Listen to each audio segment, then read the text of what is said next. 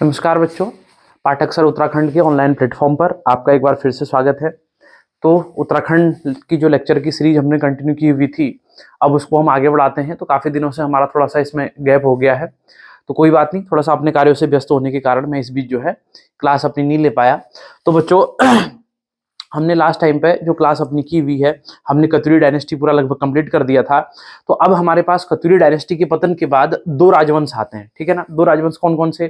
कुमाऊं के अंदर चंद राजवंश और गढ़वाल के अंदर परमार राजवंश। तो आज की वीडियो में जो हम बात करेंगे वो परमार राजवंश के बारे में बात करेंगे। तो आई थिंक परमार राजवंश का जो टोटल डिटेल अगर मैं सिलेबस के हिसाब से आपको पढ़ाऊंगा तो कम से कम 3 से या 4 लेक्चर इसमें लगने वाले हैं। तो आज का हमारा पहला लेक्चर होगा, तो हम उसमें जानते हैं परमार राजवंश के बारे में, ठीक है बच्चों। तो क्या हुआ, जो ये कत्यूरी साम्राज्य था बच्चों, हमारा जो कत्यूरी राजवंश था, जो कत्यूरी साम्राज्य कहलाता था, देखो इसका जब विभाजन हुआ, विभाजन बोले तो जब इसका पतन हुआ, ठीक है ना, जब इसका पतन हुआ तो इस पतन के बाद इसमें दो डायनेस्टी बनी। गढ़वाल क्षेत्र में बच्चों परमार राजवंश, और इसी को हम पंवार राजवंश भी कह देते हैं बच्चों। और कुमाऊं क्षेत्र में बना बच्चों चंद राजवंश, ठीक है ना। तो पहले हम लेक्चर सीरीज में अब कंटिन्यू करेंगे पंवार राजवंश के बारे में, लगभग 3 से 4 लेक्चर हमारे इसमें पढ़ेंगे हम, और फिर उसके बाद हम पढ़ेंगे चंद राजवंश के बारे में। 3 से 4 लेक्चर बच्चों हमारे इसमें होंगे, ठीक है ना। तो आज शुरू करते हैं हम कहां से? परमार राजवंश से, ठीक है ना। अब देखो बच्चों, उससे पहले छोटी सी कहानी आपको सुनाता हूं। अगर आप कहानी समझ जाएंगे तो समझना बहुत आसान रहेगा, ठीक है ना।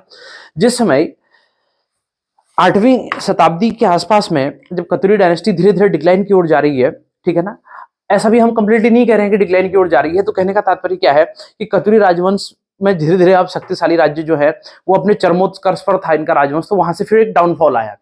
अब जब डाउनफॉल आया बच्चों, तो उसी समय गढ़वाल क्षेत्र में क्या है, गढ़वाल क्षेत्र में 52 अलग अलग गढ़ है, ठीक है ना। गढ़वाल क्षेत्र की क्या स्थिति है, कब की हम बात कर रहे हैं?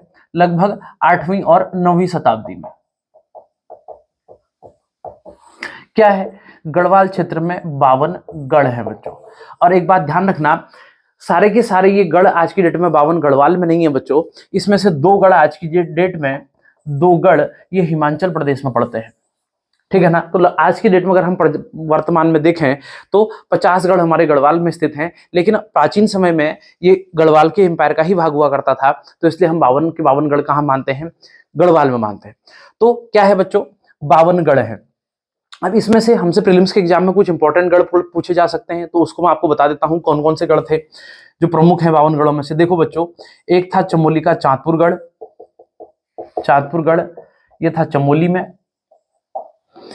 दूसरा था बच्चों दसौलीगढ़, ये भी चमोली में था बच्चों। तीसरा था बच्चों बधानगढ़, ये भी बच्चों चमोली में था। एक था बच्चों जौंटागढ़, ये बच्चों जौनसार क्षेत्र में था। जौनसार क्षेत्र बोले तो देहरादून। एक था बच्चों, मैं थोड़ा सा इसको उधर लिख दूंगा यहां जगह थोड़ा सा कम हो जाए। अगला था बच्चों क्विलीगढ़, बच्चों टिहरी में था। अगला था बच्चों माबगढ़, पौड़ी में था। अगला था बच्चों राईगढ़, ये उत्तरकाशी के रवाई क्षेत्र में इसको बताते हैं, ठीक है बच्चों। एक था देवलगढ़, था बच्चों श्रीनगर के पास में, ठीक है ना। तो चांदपुरगढ़ चमोली, दसौलीगढ़ भी चमोली, बधानगढ़ भी चमोली, जौंटागढ़ जौनसार क्षेत्र देहरादून में, क्विलीगढ़ टिहरी में, मापगढ़ पौड़ी में, राईगढ़ उत्तरकाशी में, देवलगढ़ कहां था बच्चों? श्रीनगर में। और एक था बच्चों लंगूरगढ़, ये भी इतिहास में आएगा, लंगूरगढ़। और लंगूरगढ़ भी कहां पड़ता है बच्चों? पौड़ी में, कोटद्वार के पास में है, ठीक है ना। तो ये क्या है, इन 52 गढ़ों में से कुछ महत्वपूर्ण गढ़ हैं जो मैंने आपको बताए। कौन कौन से? चांदपुरगढ़ है, दसौलीगढ़ है, बधानगढ़ है, जौंटागढ़ है, क्विलीगढ़ है, माबगढ़ है, राईगढ़ है, देवलगढ़ है, और बच्चों क्या है? लंगूरगढ़ है, ठीक है ना। तो इसको आप प्रीलिम्स के हिसाब से नोट डाउन कर लेना। अब प्रीलिम्स कहने का मतलब मेरा बच्चे यहाँ पर आप ना समझेगी केवल पीसीएस के बच्चों के लिए। तो उत्तराखंड ऐसा है कि जो तैयारी बच्चे कर रहे हैं, अब आज जैसे ही उत्तराखंड में आरओ का रिजल्ट आया है, तो आरओ के मेंस के जो बच्चे तैयारी कर रहे होंगे तो सबके लिए इंपॉर्टेंट है, इक्वली इंपॉर्टेंट है, तो सब लोग इसको पढ़ सकते हैं। उत्तराखंड किसी भी एग्जाम में आने वाली है, उसके लिए आप इसको निसंकोच पढ़िए और आपको फायदा होगा डेफिनेटली, ये मेरा प्रॉमिस है आपसे, ठीक है ना। तो सारी की सारी मैं ऑथेंटिक चीज आपको पढ़ाने वाला हूँ, ठीक है ना बच्चों। तो ये प्रमुख गढ़ है। अब देखो जो ये सारे प्रमुख गढ़ हैं, इनमें से एक जो बच्चों कौन सा है, चमोली का चांदपुर गढ़ है। कौन सा गढ़, चमोली का चांदपुर गढ़। अब एक बार सवाल पूछा गया कि चमोली का जो ये चांदपुर गढ़ है, ये किस नदी के तट पर स्थित है। क्या पूछा गया बच्चों, किस नदी के तट पर स्थित है। तो चमोली का जो चांदपुर गढ़ है बच्चों, ये आटागाड़ नदी के तट पर स्थित है। कौन सी नदी के तट पर स्थित है, आटागाड़ नदी के। अब देखो बच्चों, आटागाड़ नदी दूधातोली श्रेणी से निकलती है। हमारे उत्तराखंड में जो दूधातोली श्रेणी है, ठीक है ना, थोड़ा सा इसका इंट्रोडक्शन आपको दे दूं मैं। दूधातोली श्रेणी, ठीक है बच्चों। तो दूधातोली श्रेणी क्या है, बेसिकली एक मध्य हिमालय का भाग है। ये मध्य हिमालय में स्थित श्रेणी है, मध्य हिमालयी भाग में। और बच्चों ये चमोली, पौड़ी और अल्मोड़ा का ट्राई जंक्शन है। यानी कि जो दूधातोली क्षेत्र है, ये चमोली, पौड़ी और अल्मोड़ा के संयुक्त क्षेत्र में बसा हुआ है, जो गैरसैंण के आसपास का क्षेत्र है हमारा पूरा का पूरा, ठीक है ना। जिसमें हमारी जो गैरसैंण वाली विधानसभा भराड़ीसैंण में बनी है वो है, यहाँ जहाँ चंद्र सिंह गढ़वाली की समाधि है, कोदिया बगड़, ये सब का सारा रीजन कहाँ पड़ता है, इस दूधातोली क्षेत्र में पड़ता है। और यहाँ से हमारी 5 प्रमुख नदियां निकलती हैं बच्चों। कौन कौन सी निकलती है, एक निकलती है पूर्वी नयार, एक निकलती है बच्चों पश्चिमी नयार, एक निकलती है बच्चों आटागाड़, एक निकलती है पश्चिमी रामगंगा और एक निकलती है बच्चों बिनो। ये 5 नदियां हमारी कहां से निकलती हैं, दूधातोली श्रेणी से निकलती हैं, ठीक है ना। तो जब मैं उत्तराखंड की ज्योग्राफी आपको पढ़ाऊंगा, वहां इनके बारे में फिर हम डिटेल में डिस्कस करेंगे, ठीक है ना। तो केवल यहाँ पर इंट्रोडक्शन के लिए मैंने आपको बताया। तो कहां किसके तट पर है, आटागाड़ के तट पर। और आटागाड़ बच्चों किसकी सहायक नदी है, पिंडर की सहायक नदी है। और कर्णप्रयाग के पास में एक जगह पड़ती है सिमली बच्चों, सिमली में क्या होता है, आटागाड़ और पिंडर का संगम होता है, ठीक है ना। इस बात को आपको ध्यान रखना। तो चमोली का जो चांदपुरगढ़ है बच्चों, यहाँ का एक राजा है जिसका नाम है भानु प्रताप। क्या नाम है इसका, भानु प्रताप। अब देखो भानु प्रताप ने क्या किया बच्चों, एक धार मालवा क्षेत्र में जो परमार राजवंश है, ठीक है ना, धार और मालवा क्षेत्र, धार मालवा बोले तो इधर गुजरात और एमपी का लगा हुआ जो क्षेत्र है, ठीक है ना। तो कहां का राजकुमार है, एक धार का राजकुमार, जिसका नाम क्या है, कनकपाल, ठीक है ना। तो ये जो, अब देखो इसका कोई ठोस एविडेंस हमारे पास नहीं है, लेकिन बेसिकली इसका जो आधार है वो किंवदंतियां हैं कुछ, और कुछ इनकी परंपराएं हैं जिसके बारे में हम संस्कृति में डिस्कस करेंगे। तो उसके आधार पर यह माना जाता है कि कनकपाल धार के निवासी राजकुमार थे, और ये देशाटन के लिए यानी कि तीर्थ यात्रा पर कहां आए हुए थे, गढ़वाल क्षेत्र में आए हुए थे। और जो किंवदंती कहती है वो ये कहती है कि भानु प्रताप को उसी समय एक स्वप्न हुआ, क्योंकि इसकी 2 पुत्रियां हैं और ये योग्य वर से इनका विवाह करना चाहता है अपनी पुत्रियों का, ठीक है ना। तो इसको सपना हुआ ये मानते हैं, और सपने में भगवान बद्रीनाथ ने इसको आकर के कहा कि भाई कनकपाल जो है धार नगरी से यात्रा पर आया हुआ है और उससे जाकर के तुम अपनी पुत्री का विवाह कर दो। तो माना जाता है कि भानु प्रताप ने क्या किया, कनकपाल को अपने जवाई के रूप में स्वीकार कर लिया। और 888 एडी में, यानी कि 888 एडी में इसी कनकपाल ने बच्चों, कनकपाल ने कहा चांदपुरगढ़ में ही क्या की, पवार राजवंश की स्थापना की, पवार राजवंश की स्थापना की। तो कहने का मतलब क्या है, पवार राजवंश का संस्थापक कौन है बच्चों, कनकपाल। और कब है स्थापना करी है इसने, 888 एडी में, 888 एडी में, ठीक है ना। तो ये बात आपको ध्यान में रखनी है। पहला शासक कौन है, कनकपाल, और इनकी प्रारंभिक राजधानी कहां है, चांदपुरगढ़। अगर ये सवाल हमसे पूछा जाए कि इनकी प्रारंभिक राजधानी कहां थी, तो कहां थी बच्चों, चांदपुरगढ़ में थी, ठीक है ना। तो ध्यान रखना इस बात को। अब इनके इतिहास की जानकारी के जो हमारे पास स्रोत हैं बच्चों किसके, परमार राजवंश के, वो क्या है, इनके बारे में जो जागर गाथाएं या जो भड़व प्रचलित हैं, वो कुछ अभिलेख जो हमको प्राप्त हुए हैं, जिनके बारे में हम आगे बात करेंगे, ठीक है ना। जैसे रघुनाथ मंदिर से प्राप्त अभिलेख है, धारसिल से प्राप्त अभिलेख है, ये सारे के सारे हमको कहां से प्राप्त हुए हैं, ये हमको अलग अलग स्थानों में गढ़वाल से प्राप्त हुई है बच्चों, ठीक है ना।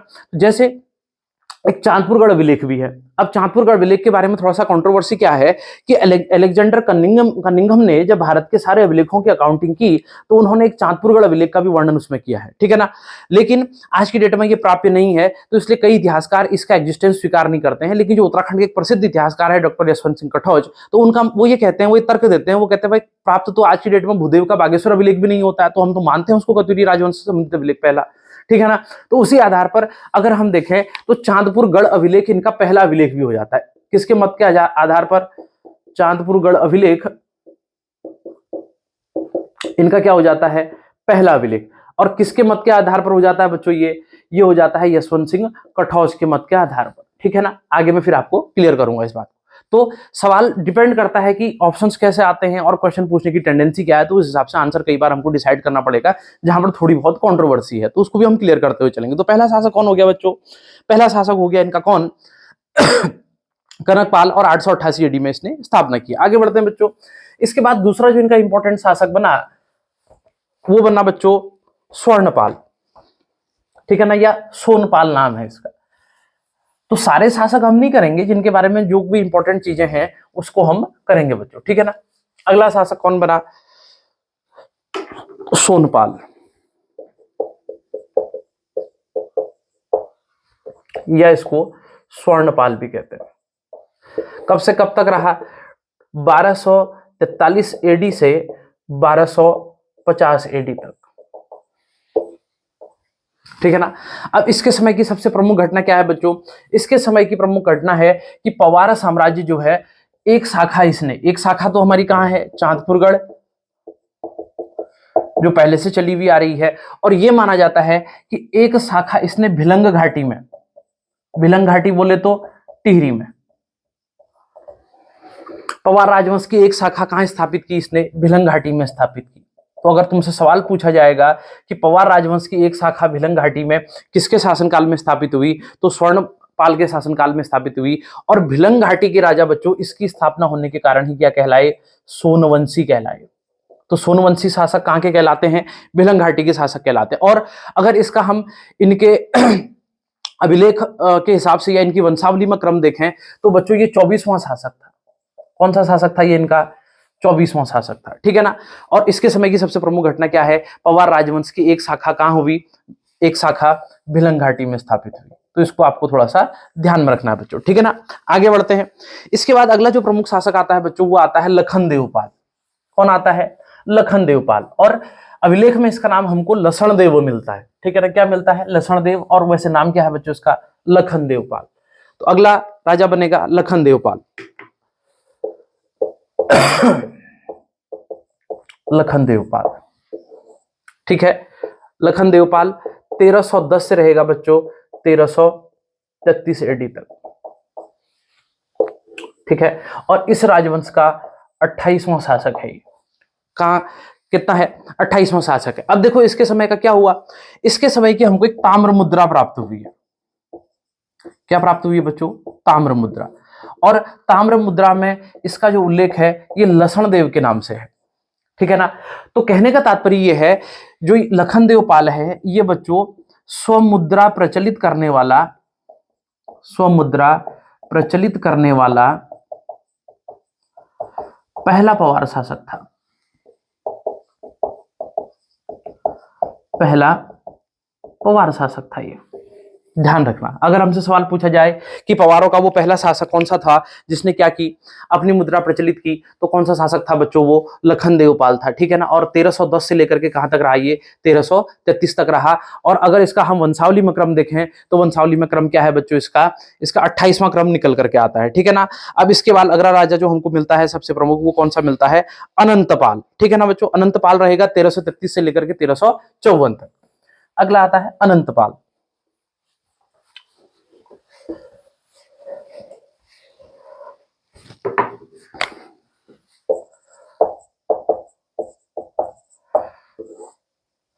ये अनंतपाल सेकंड भी कहते हैं इसको, ठीक है ना। 1333 से लेकर के 1354 AD तक ये शासक रहा। और इस राजवंश का बच्चों क्या था? ये 29वां शासक था। अब इसके संबंध में जो हमको जानकारी मिलती है, बहुत इंपॉर्टेंट क्वेश्चन यहां से बनता है बच्चों। इसके संबंध में जो जानकारी हमको प्राप्त होती है ये प्राप्त होती है धारसिल अभिलेख से। ध्यान रखना इस अभिलेख का नाम क्या नाम है बच्चों, धारसिल अभिलेख। और धारसिल अभिलेख हमको कहां से प्राप्त हुआ है, ये हमको मंदाकिनी घाटी से प्राप्त हुआ है। तो इसलिए ये माना जाता है कि शायद अनंतपाल क्या रहा होगा, भिलंग घाटी की जो शाखा थी स्थापित हुई थी स्वर्णपाल के समय में, उसका कोई शासक रहा होगा, और जिसकी जानकारी हमको कहां से मिल रही है, धारसिल अभिलेख से। अब प्राप्ति के आधार पर इसको क्या माना जाता है, पंवार राजवंश का पहला अभिलेख। तो मैंने आपसे पहले ही कह दिया, अभिलेख तो एक चांदपुरगढ़ का भी है जिसकी अकाउंटिंग किसने की है, अलेक्जेंडर कनिंघम ने की है, लेकिन वो आज की डेट में प्राप्य नहीं है, तो इसलिए कई इतिहासकार उसको अभिलेख होने का दावा नहीं करते हैं। लेकिन डॉक्टर यशवंत सिंह कटौत साफ साफ कह रहे हैं कि क्या इस तर्क के आधार पर तो बागेश्वर का भूदेव का जो बागेश्वर अभिलेख है वो भी हमको प्राप्त नहीं हुआ है, तो क्या इस तर्क के आधार पर यह माना जाना चाहिए कि क्या भूदेव के जो बागेश्वर अभिलेख से वंशावली मिलती है तो कतूरियों का तो सारा इतिहास ही गड़बड़ा जाएगा उससे, ठीक है ना। तो तर्क कटौत जी का बिल्कुल उचित है। तो उस आधार पर देखें तो पहला जो इनका अभिलेख हमारा हो जाता है वो चांदपुरगढ़ अभिलेख हो जाता है। लेकिन अगर हम देखें कि अगर प्राप्त होने की दृष्टि से जो अवेलेबल है वो कौन सा है बच्चों, धारसिल अभिलेख है। और कहां से प्राप्त हुआ है, ये मंदाकिनी घाटी से प्राप्त हुआ है, ठीक है ना। अब इसके बाद अगला शासक बना बच्चों कौन, जगतपाल। ठीक, इसको आप नोट डाउन कर लीजिएगा। अगला शासक बना जगतपाल।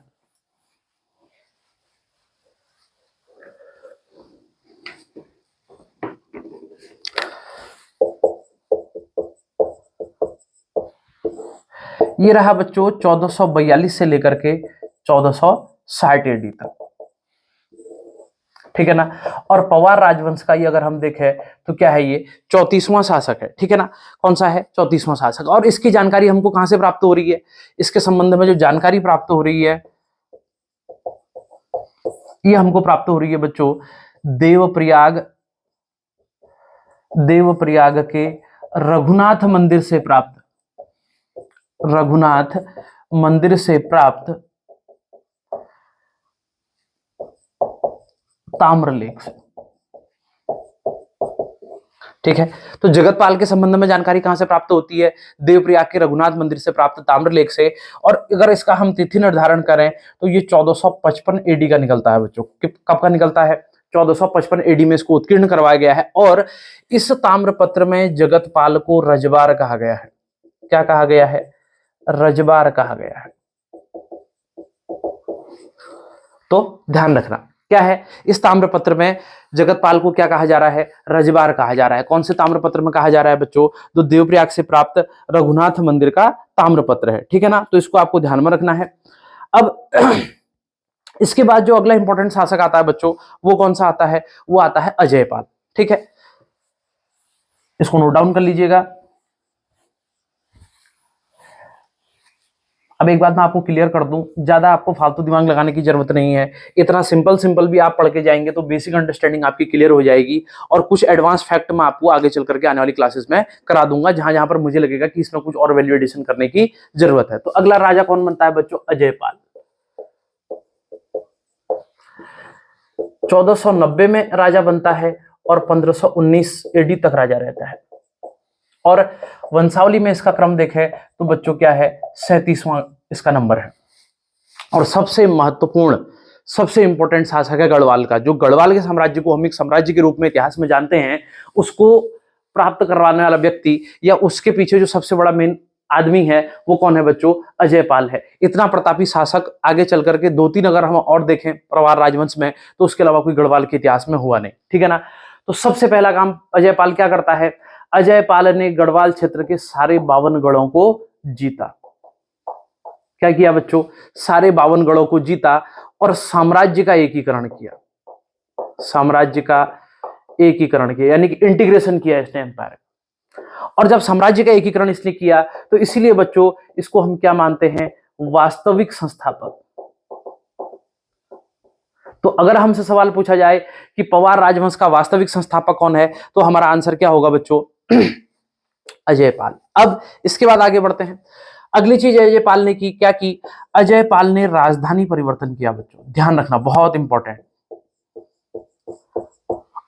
अब देखो राजधानी परिवर्तन का कारण क्या है। अब कठौत जी ने जो अपनी किताब लिखी है उत्तराखंड जो मध्य हिमालय का इतिहास है उसमें इन्होंने साफ साफ कहा है कि लगभग 1492 के आसपास में कुमाऊं का एक चंद्र शासक था बच्चों, जिसका नाम था कीर्तिचंद।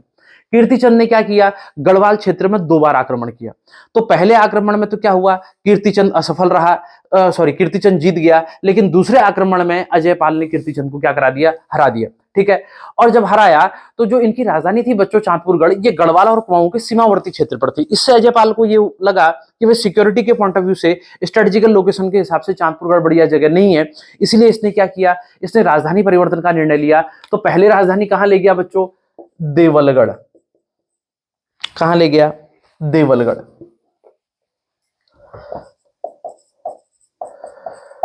राजधानी कहां ले गया, पहले देवलगढ़। अब जब देवलगढ़ ले गया तो इसने देवलगढ़ में 2 चीजों का निर्माण करवाया, एक तो राज दरबार का निर्माण करवाया और दूसरा बच्चों इसने राज राजेश्वरी मंदिर का निर्माण करवाया। बहुत इंपॉर्टेंट है ये। क्या किया, देवलगढ़ में राजधानी ले जाकर के एक राज दरबार का निर्माण करवाया और दूसरा निर्माण क्या करवाया, राज राजेश्वरी मंदिर का। तो यूके ट्रिपल एससी के एग्जाम में एक बार ये सवाल पूछा जा चुका है कि राज राजेश्वरी मंदिर का निर्माण किस गढ़वाल के शासक ने कराया था, तो किसने कराया था बच्चों, अजयपाल ने कराया था। ठीक है ना। अब आगे अगर हम देखें उसके बाद देवलगढ़ से ये अगले ही साल राजधानी कहां ले गया, देवलगढ़ से ये राजधानी ले गया बच्चों श्रीनगर।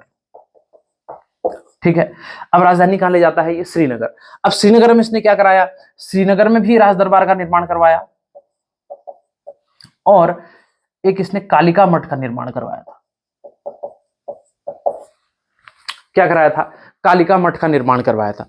तो राज राजेश्वरी मंदिर और कालिका मठ दोनों का निर्माण करवाने वाले व्यक्ति कौन है बच्चों, अजयपाल। ठीक है ना, इस बात का ध्यान रखना, और दोनों ये इंपॉर्टेंट क्वेश्चन हमारे हो जाते हैं, तो इनको ध्यान में रखना। तो राजधानी परिवर्तन किसके समय में हुआ है, अजयपाल के समय में। तो देवलगढ़ और श्रीनगर दोनों आसपास ही हैं, तो इसीलिए यह माना जाता है कि देवलगढ़ शायद प्रारंभ में राजधानी इसलिए ले गया होगा क्योंकि पास में ही श्रीनगर था, तो इसको आगे भविष्य में राजधानी का निर्माण कहां करना था, श्रीनगर में करना था। तो देवलगढ़ से श्रीनगर में होने वाले निर्माण कार्यों की मॉनिटरिंग आसानी से की जा सकती थी, उनका निरीक्षण किया जा सकता था बच्चों। ठीक है ना। अब अगली घटना इसके समय में हम देखें तो 1491-92 में कीर्तिचंद ने गढ़वाल पर आक्रमण किया। कीर्तिचंद का आक्रमण हुआ गढ़वाल पर, और कीर्तिचंद ने बच्चों 2 आक्रमण किए। कितने आक्रमण किए, 2 आक्रमण किए, और 2 आक्रमणों में पहली बार सफल रहा कीर्तिचंद, पहली बार सफल रहा, परंतु दूसरी बार असफलता मिली, यानी कि कीर्तिचंद क्या हो गया, दूसरे आक्रमण में पराजित हो गया। किसने पराजित करा इसको, अजयपाल ने पराजित करा। ठीक है ना, तो इस बात को जरूर ध्यान में रखना। आगे चलते हैं बच्चों। अब अगला काम जो इसने क्या किया, इसने मापतोल की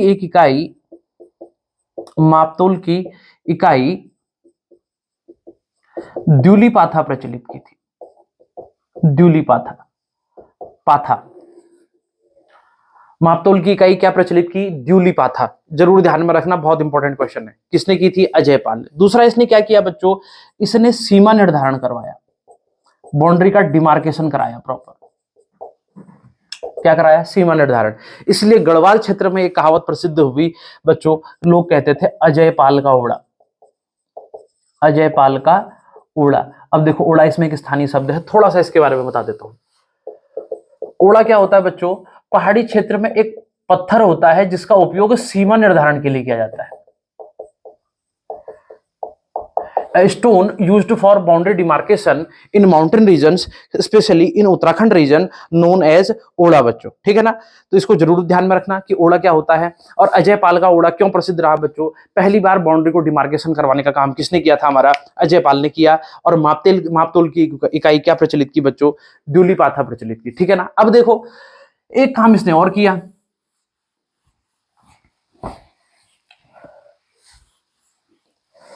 इसने सरोला ब्राह्मण प्रथा का प्रचलन किया बच्चों। क्या किया, सरोला ब्राह्मण प्रथा का प्रचलन।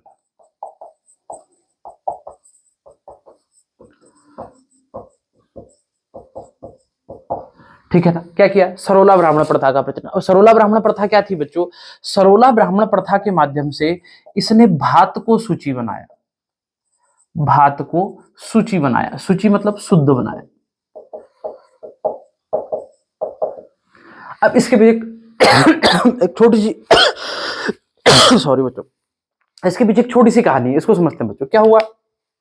देखो, अब अजयपाल के समय पर इसने एक तिब्बत पर भी अभियान किया। तो जब इसने तिब्बत पर अभियान किया बच्चों, तो वहां पर एक दिक्कत आती थी। क्या? इसकी सेना में विभिन्न जातियों के लोग शामिल हैं, लेकिन उस समय क्या है, जातियों में लोग खान पान के मामले में बहुत बटे हुए हैं, क्योंकि सामाजिक समानता के आधार खान पान और वैवाहिक संबंध होता है भारत में, ठीक है ना। तो जैसे कुछ ब्राह्मण हैं जो अपने आप को उच्च ब्राह्मण कहते हैं, तो वो निम्न ब्राह्मणों के हाथ का नहीं खाते हैं, जिन उनके हिसाब से जो निम्न है। कुछ जो राजपूत है, तो ब्राह्मण राजपूतों के हाथ का नहीं खाते हैं, ठीक है ना। या जो बड़े राजपूत हैं वो छोटे राजपूतों के हाथ का नहीं खाते हैं। तो इसलिए इसने क्या कहा? इसने कहा भाई एक चीज बताओ कि तुम सब लोगों में, सब जाति में सबसे बड़ा आदमी कौन है? तो स्थानीय लोगों ने कहा भाई जो सरोला के ब्राह्मण हैं ये सबसे बड़े हैं। तो अजयपाल ने एक समाधान निकाला। उसने कहा भाई आज से क्या करेंगे, सरोला के ब्राह्मण ही खाना बनाएंगे, यानी कि सरोला के ब्राह्मण ही भात बनाएंगे और पंक्ति में बैठ करके सब खाएंगे। तो इस प्रथा को हम क्या कहते हैं? सरोला ब्राह्मण प्रथा। तो किसने प्रचलित की है? अजयपाल ने प्रचलित की है। और कारण क्या था इसका मेन प्रचलित करने का? कारण बच्चों सैन्य कारण था। ध्यान रखना इस बात का। किस कारण से प्रचलित की? सैन्य कारण से प्रचलित, ठीक है ना बच्चों। और अजयपाल जो है नाथ पंथ का अनुयायी था, नाथ पंथ का अनुयायी था। इसलिए इसका उल्लेख बच्चों हमको किसके रूप में? आदिनाथ के रूप में भी मिलता है, ठीक है ना। किसके रूप में मिलता है इसका उल्लेख? हमको आदिनाथ के रूप में मिलता है। तो ये सारी जानकारी होगी किसके बारे में बच्चों? अजयपाल के बारे में। गढ़वाल क्षेत्र के 52 गढ़ों को जीतकर एक अखिल गढ़वाल के साम्राज्य की स्थापना करने वाला पहला वीर भड़ गढ़वाल का वो कौन आदमी है बच्चों? वो है अजयपाल। तो बहुत वीर आदमी है। और इसीलिए बच्चों मानवोदय काव्य में कवि भरत ने इसकी तुलना युधिष्ठिर से की है। किससे की है बच्चों? धर्मपारायण भी है, ध्यान रखना। मानवोदय काव्य में, मानवोदय काव्य में इसकी तुलना युधिष्ठिर से की गई है बच्चों, ध्यान रखना।